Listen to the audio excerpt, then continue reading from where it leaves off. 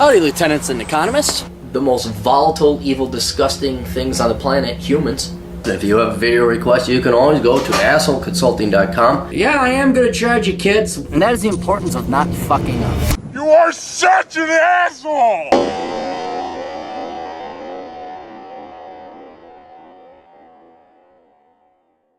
Good evening.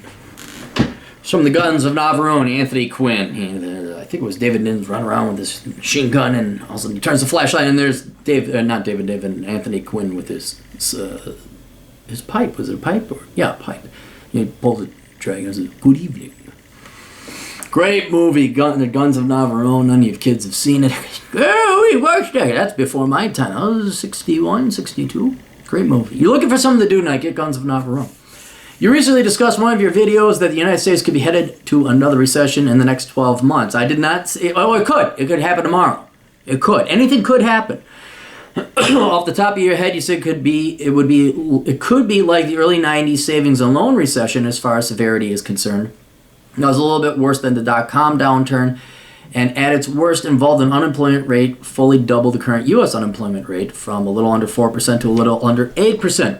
You typically give advice to not relocate without a job lined up. I am not trying to get you to advise that for normal circumstances. By your own admission, the U.S. economy is quite likely to become more chaotic in the next year or two. I never said that. You never said that. There are times when I said it could. That's why I'm the world's greatest economist. I don't say anything concrete because I don't know, and I admit I don't know. There are times when a person's choices are constrained and he or she is required to consider options that are a little desperate. For example, you could lose a job in Oregon and your family is in Florida. There could be an unexpected sickness in the family or other type of hardship. I never understood that one. Oh, my mother's sick, so I have to give up my job and fly and visit my mother. Like, don't die. Your presence is not going to help. The doctors are either going to take care of it or she's going to die. In which case, go there, say goodbye, and go to the funeral and then get your ass back to the job.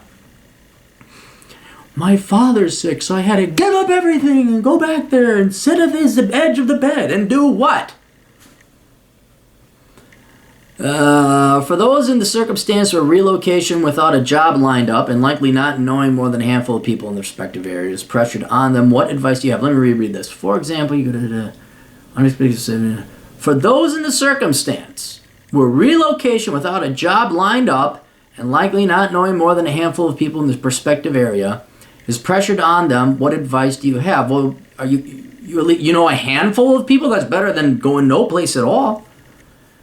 I have also heard the phrase layoff drill, like a fire drill or an air raid drill, something that may not happen but still important to be prepared. Have you ever heard this phrase? Never heard of it. What comes to mind as far as preparing for one's life is concerned? Please, okay. The answer to your first question lies in your second question or word in there. It's called prepare. All right. Recession can hit.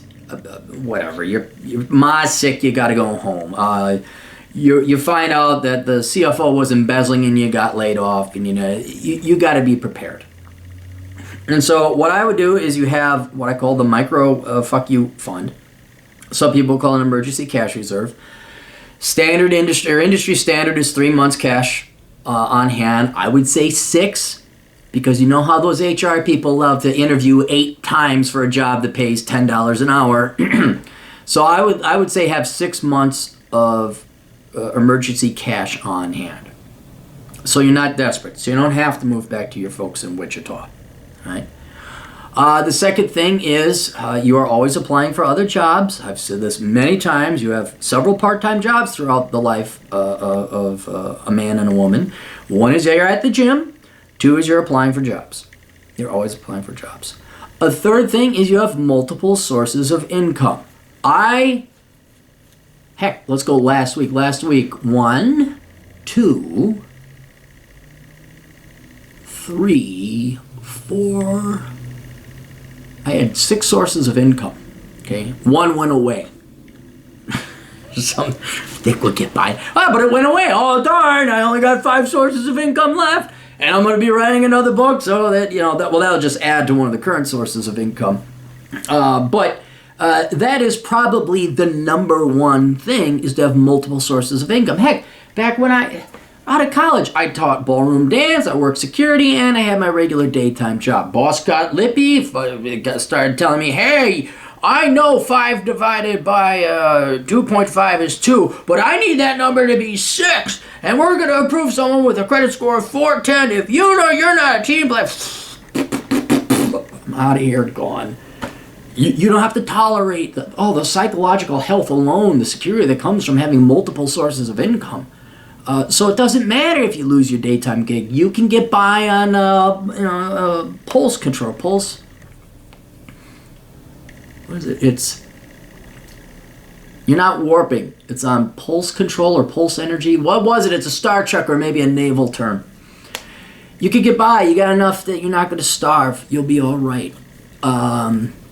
So that's another thing. And admittedly, that takes time to build up to have multiple sources of income. But one of the greatest things you could do is go work a part-time security guard job. Say, hey, I'll work 1 job a week. I'll cover that shift. Put me on call. Put me on rotation. Why do you want that? Hey, I just need some downtime. Entrepreneurship is another thing. And then finally, minimalism, which would then lead to you having a built-up war chest of money that you're not desperate, but make it so that you only need $1,000 a month. If you're spending $10,000 of a month, you're Mr. Gotta impress people with my lease Beamer, or you're Miss Trophy Wife. Well, you need $10,000 a month because you borrowed money. But if you don't borrow money and all you need is food, clothing, and shelter, you could get by very cheaply.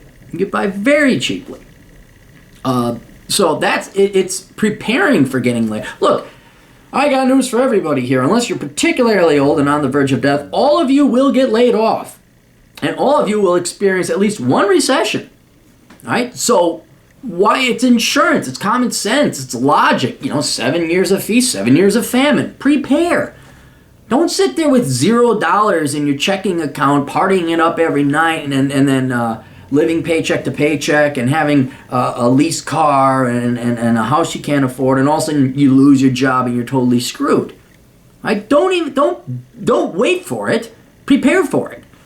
So that, and I'll admit a lot of guys, a couple clients we've had, got laid off. Then I went and traveled for a year and a half because the guy had like $200,000 saved up and a house paid off. So it doesn't. You want it so that if you go to the job to build up more money so you get more security, and inevitably you could retire early.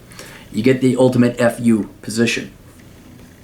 But if you're sitting on, I don't know why you'd be sitting on $200,000 of cash, but if you're sitting like that guy was, it doesn't really matter if you get laid off then, does it? And you don't have to be desperate. So you don't want the economy to happen to you. You want the economy to happen and you just be like, meh, and then you're done. By the time person choice. So that's the best answer. But then, if you're not prepared, and all of a sudden you don't have money, and you didn't have any savings, and you don't have multiple sources of income, and you are up shit creek. Some people say creek, I say crick. You're going to have to go work some second part-time job, no matter what it is. And I get pissed off. I hate to say friends, but colleagues, people on my team, presumed non-leftists, like I would work. They'd always say that. I love how people say, I would work at McDonald's before taking a government check. No, you won't. I've seen so many people, they just sit at home. They go collect their government check. They can never find a job. They won't work a job. There's a want ad right there. I keep telling people, go to Vegas. They're looking to hire all the time. And they won't. They won't work a second job. They all just sit on your ass, collect your unemployment. And so, but that's unfortunately what you should do, and you're going to have to get a job whether you like it or not. I mean, if I had no money and then I'd have to work a job. And one could say I already did working security, but I had been working security the entire time, making money, teaching dance class, my online classes as well. These were all multiple sources of income that I didn't wait for the shit to hit the fan. So do not wait for the economic shit to hit the fan. That will be the title of this video. And that is how you prepare for a recession. Otherwise, then you are going to have to move back home with Mumsy and Daddy, with your degree in communication studies. And you're going to have to sling coffee over there because you got laid off at the Starbucks over here. All right, you guys got questions and need more older brother advice, go to assholeconsulting.com. Tune in, the Older Brother Podcast, starting in about 35 or 40 minutes once I take a shower and get unstinkified. And if you know anyone that needs a swift kick in the ass, send Asshole Consulting their way. Links down below. Catch you guys later. Doodles.